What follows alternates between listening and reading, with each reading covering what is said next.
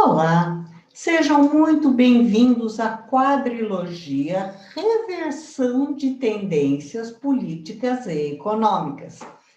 Nessa quadrilogia, nós fizemos o comparativo entre três pares de países que tiveram, num curto espaço de tempo, uma total reversão de suas histórias e de suas tendências. Esse é o nosso último vídeo e nós vamos fazer uma rápida passagem pelas análises que já fizemos e também as nossas conclusões.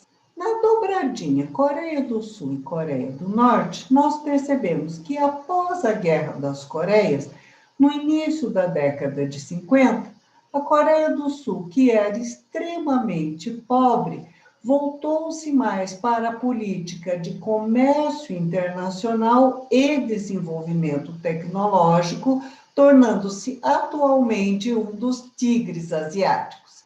Enquanto a Coreia do Norte, que era um país bem mais rico que a sua vizinha Coreia do Sul, inclusive do que a China, foi fechando sua política, não se industrializou e hoje é um país totalmente dependente das relações comerciais com a China. A outra dobradinha analisada foi o Catar e a Venezuela, ambos ricos em produtos naturais de teor energético. O Catar com relação ao gás natural e a Venezuela com relação ao petróleo. O Catar, que era um país extremamente pobre, vivendo da pesca na década de 50, criou políticas de exportação da sua riqueza natural e também fez outros investimentos. E hoje é considerado um dos países mais ricos do mundo. Por sua vez, a Venezuela, que foi considerado o quarto PIB per capita do mundo na década de 50, tornou-se totalmente dependente da exportação do petróleo. Não desenvolveu parque industrial, contraiu dívidas e hoje 80% da sua população vive abaixo da linha da pobreza.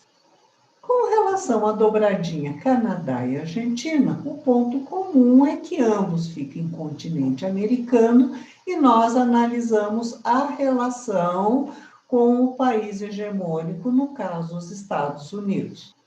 Enquanto o Canadá aproveitou o Tratado de Livre Comércio e alavancou em muito as suas exportações, principalmente de produtos minerais, a Argentina, que já foi considerado o sexto país mais rico do mundo na década de 50, adotou uma posição de dependência em relação aos Estados Unidos, criando inclusive a paridade da sua moeda com a moeda norte-americana, inviabilizando as suas exportações.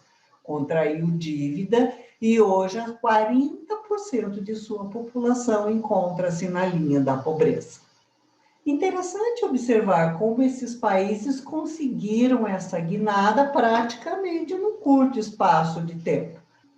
Mas e o Brasil? Como fica nesse contexto? Temos aqui, então, o nosso país de dimensões continentais, com uma população de 210 milhões de habitantes e uma área de 8 milhões e meio de quilômetros quadrados. Vamos analisar em termos macroeconômicos como fica então a posição desses países e do Brasil no contexto internacional. Com relação às Coreias, nós percebemos que a Coreia do Sul tem praticamente o dobro da população da Coreia do Norte, porém não dá nem para comparar a distância do PIB de cada um desses países, principalmente na questão do PIB per capita. Com relação ao IDH, que é aquele índice que considera, além da renda, também questões de saúde e de educação, nós percebemos que a Coreia do Sul tem um indicador bastante elevado, enquanto da Coreia do Norte não conseguimos sequer identificar. Com relação à dobradinha Catar e Venezuela, percebemos que a Venezuela tem 10 vezes mais a população do Catar, porém o seu PIB é praticamente a metade. E por conta do tamanho da população, nós percebemos que o PIB per capita, então, fica muito distante entre esses dois países. Considerando o Canadá e a Argentina, nós podemos ver que, embora não haja muita diferença na população, a diferença entre o produto interno bruto desses dois países é gritante, bem como a diferença do PIB per capita. Com relação ao Brasil, nós observamos que a população é bem maior do que os demais países analisados, sem dúvida, porém, olha que interessante, né? O PIB, o Produto Interno Bruto, não fica muito distante da Coreia do Sul e do Canadá. Porém, dado o tamanho da sua população, o PIB per capita, então, já sofre aí um grande desgaste. Com relação ao IDH, nós percebemos que o nosso indicador é mais compatível com o da Venezuela, ficando abaixo, inclusive, do da Argentina. Embora não tenhamos feito uma análise do histórico brasileiro, como fizemos de outros países, nós observamos que, a partir da década de 50, houve sim também uma mudança de rumo, com as políticas de industrialização que aconteceram principalmente a partir do governo JK. Resta saber, nesse contexto de mudança de cenário político internacional e principalmente de mudança da ordem mundial, como fica o nosso país. É muito interessante a gente acompanhar, até para ver que reversão de tendência nós estamos fazendo. Se para o lado positivo ou se para o lado não tão positivo.